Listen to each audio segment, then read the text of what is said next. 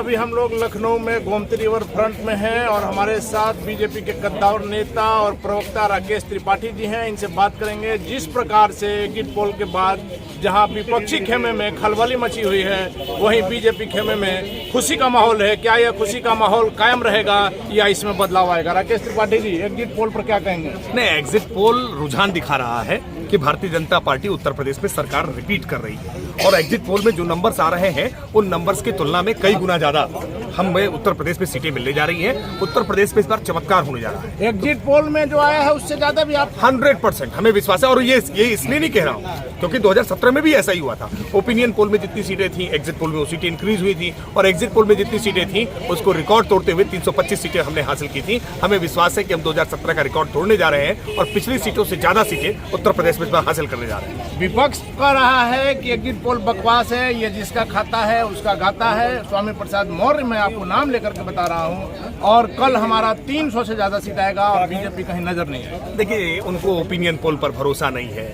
उनको मीडिया पर भरोसा नहीं है, उनको एग्जिट पोल पर भरोसा नहीं है, उनको वैक्सीन पर भरोसा नहीं है, उनको पुलिस पर भरोसा नहीं है, उनको प्रशासन पर भरोसा नहीं है, उनको निर्वाचन आयोग पर भरोसा नहीं है, उनको ईवीएम पर भरोसा नहीं है, उनको तंत्र पर भरोसा नहीं है। सच्चाई ये है कि उनका जनता पर भरोसा नहीं है, जनता को उन पर भरोसा नहीं है और इसी वजह से वो जनादेश का अपमान करने की कोशिश कर रहे हैं। लेकिन जनता का जनादेश सर माथे रखने की आवश्यकता है और जनता का जनादेश भारतीय जनता पार्टी के पक्ष में है, योगी आदित्यनाथ जी के पक्ष में आ रहा है। मशहूर शायर जो यही लखनऊ में रहते हैं मुनव्वर राना ने कहा है कि योगी सरकार अगर आती है तो मैं लखनऊ छोड़ दूंगा, यूपी छोड़ दूंगा। तो क्या आप उन्हें छोड़ देना चाहिए? देखिए, मैं उम्मीद करता हूं शायद उन्होंने कोई नया मकान तलाश लिया होगा, लेकिन हम फिर भी चाहेंगे। मुनव्वर राना एक अच्छे शायर रहे हैं, वो सियासी हो गए हैं। जब सियासी हो जाता है तो थोड़ी सी कठिनाइयां उत्पन्न होती हैं। वो अगर आज भी सियासत छोड़ करके अपने बयान को वापस लेना चाहें, वो उत्तर प्रदेश में रहना चाहें, तो उनको पूरी सुरक्षा व्यवस्था मुकम्मल की जाएगी। उत्तर प्रदेश में किसी को किसी से डरने की आवश्यकता नहीं है। क्या योगी आदित्यनाथ जी का शासन है, वो चाहे तो आसानी से यहाँ रह सकते हैं, उन्हें किसी प्रकार के कोई संकट नहीं है। लेकिन अगर फिर भी वो यहाँ से छोड़कर जाना चाहते हैं, अपने वचन पर खड़े रहना चाहते हैं, तो वो जहाँ जाना चाहेंगे उनको पूरी सुरक्षा व्यवस्था के साथ वहां तक पहुंचाने की जिम्मेदारी हम सब निभाने का काम करेंगे। राकेश त्रिपाठी जी, जिस तरह से बनारस में ईवीएम को लेकर विपक्ष निशाने साध रहा है, हालांकि वहां के जिलाधिकारी ने खंडन किया है कि वह जो है वो ट्रेनिंग के लिए था, उस ईवीएम से कोई मतलब नहीं था। लेकिन लोगों का कहना है कि अगर इस तरह की बातें रहती है तो सारे कैंडिडेट को सूचना देने के बाद ले जाना चाहिए। नहीं, देखिए, स्पष्ट है, एक पुरानी कहावत रही है कि खिसियाई बिल्ली खंभा नोचे।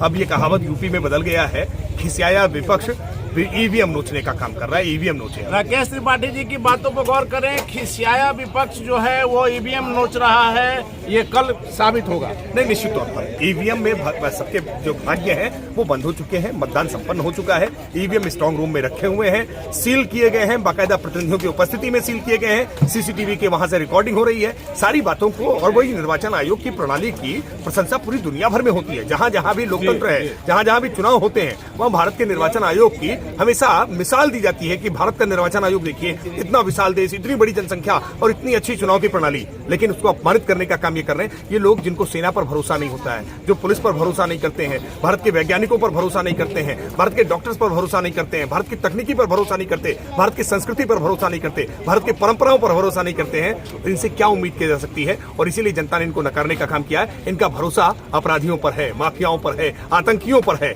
उत्तर प्रदेश की जनता ऐसे लोगों को फिर खारिज कर रही है। राकेश त्रिपाठी जी, एक आखिरी सवाल ये है कि यूपी का चुनाव भले ही कल परिणाम आ रहा है, लेकिन आपको भी पता है कि इसकी गूंज जो है वो कहां तक जाएगी, कहां तक सीट का आपको आकलन है? ये आखिरी सवाल। ये ठीक कहा है आपने कि इसकी गूंज कहां तक जाएगी। कोरोना के मैनेजमेंट को लेकर के ऑस्ट्रेलिया के सांसद ने कहा था कि हमारे यहाँ भी योगी आदित्यनाथ जी जैसा नेता होना चाहिए। इसकी गूंज पूरी दुनिया में जाएगी कि कैसे एक भगवा वेशधारी। आपको रोक रहे हैं, यूपी जो है वो देश का दिल माना जाता है और दिल्ली का रास्ता भी यहीं से होकर जाता है। नहीं, देखिए, ये मैंने इसलिए कह रहा हूँ ना कि ये पूरी दुनिया देखेगी कि एक भगवा वेशधारी सन्यासी जिसने अपने परिवार की परवाह किए बिना उत्तर प्रदेश की 24 करोड़ जनता को परिवार मान करके कोरोना के मैनेजमेंट में जिस तरह से लगातार अहर्निश काम किया है, लोगों की जीवन की रक्षा करने का काम किया है, माफियाओं का तंत्र खत्म करने का काम किया है, चहुओं और विकास की बयार बहाने का काम किया है, वो योगी आदित्यनाथ जी 37 वर्षों के बाद एक रिकॉर्ड तोड़ते हुए कि किसी पार्टी की सरकार रिपीट नहीं होती है, आज फिर रिपीट करने का काम कर रहे हैं। हमें पूरा भरोसा है कि उत्तर प्रदेश में फिर से भगवा लहराने जा रहा है। चलिए, तो ये थे हमारे साथ बीजेपी के मुखर प्रवक्ता राकेश त्रिपाठी जी, जिनका साफ तौर पर का नाम है कि बीजेपी पिछली बार से भी ज्यादा सीट लाएगी और जिन्होंने यहाँ से छोड़कर जाने की बात कही है उन्हें पूरी सुरक्षा के साथ